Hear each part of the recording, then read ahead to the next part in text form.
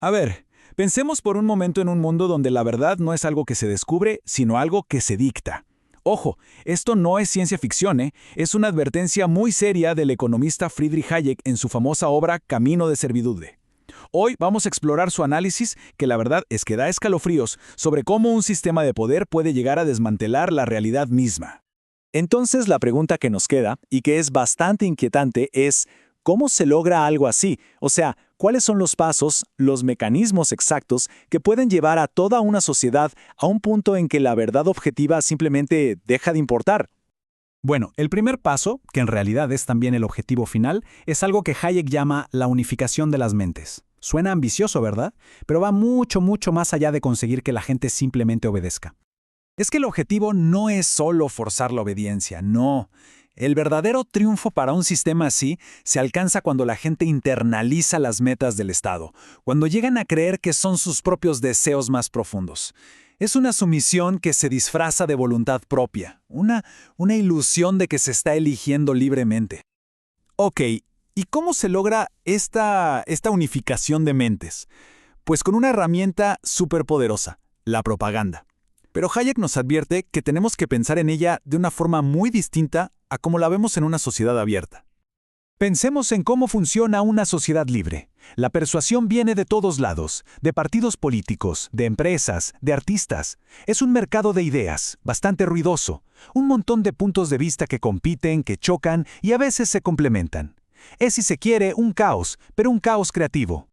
Ahora, del otro lado de la moneda, tenemos el enfoque totalitario. Su objetivo es lo que los nazis llamaron Gleichschaltung. Es el esfuerzo deliberado por coordinar cada instrumento de propaganda para que todos, absolutamente todos, canten la misma canción y en el mismo tono.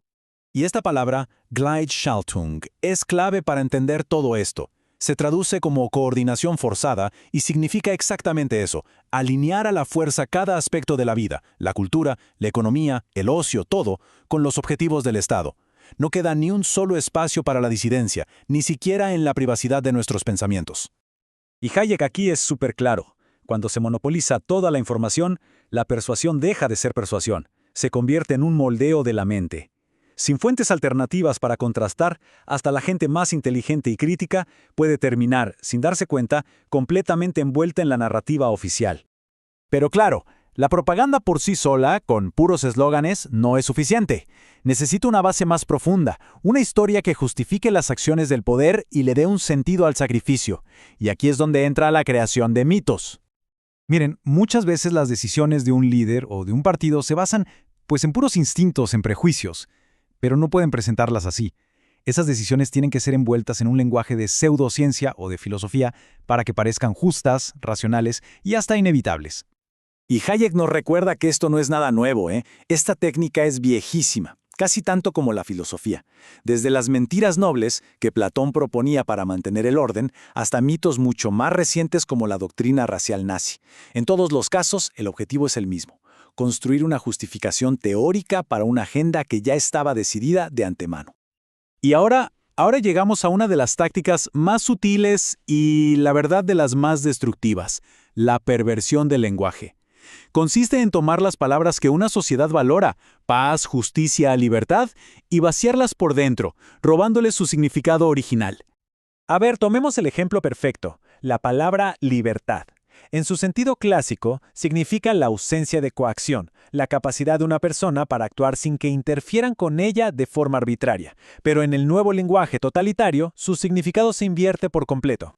Como lo dice Hayek, de una forma que me parece genial, esta nueva libertad es en realidad una confusión con el poder. Bajo este nuevo significado, la libertad se convierte en el poder ilimitado del Estado para actuar sin ninguna restricción.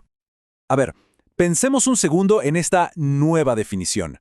La nueva libertad ya no le pertenece a la gente, sino al planificador. Es la libertad del Estado para no tener límites, que es, por supuesto, la anulación total de la libertad individual. Y, por supuesto, este secuestro de palabras no se limita a libertad. Palabras como justicia, ley, derecho e igualdad sufren exactamente el mismo destino. Se convierten en cascarones vacíos, que conservan su atractivo emocional, pero ahora significan justo lo contrario de lo que representaban. Entonces, después de la propaganda, de los mitos, de torcerle el cuello al lenguaje, llegamos a la consecuencia final, que es casi inevitable: la muerte de la verdad como un concepto independiente del poder. Claro, en un sistema así, criticar es simplemente imposible. La duda ya no se ve como una contribución al debate, sino como un ataque directo al plan. Y el camino es corto y rápido. Una simple pregunta se etiqueta como deslealtad, y la deslealtad se castiga como si fuera un sabotaje. Si este ataque a la duda llega a meterse hasta con el último bastión que uno pensaría que es objetivo, la ciencia, la búsqueda desinteresada de la verdad se vuelve una actividad peligrosa. El único propósito que le queda a la ciencia es servir y reforzar la ideología del Estado. Esta cita de un ministro de justicia nazi es de verdad escalofriante y lo resume todo. La pregunta clave para una teoría científica ya no ¿es verdad?, sino ¿sirve a nuestra causa? La verdad queda completamente subordinada al poder. Y listo, con esto el círculo se cierra. La verdad ya no es algo que se descubre con la razón y la evidencia, es algo que la autoridad decreta.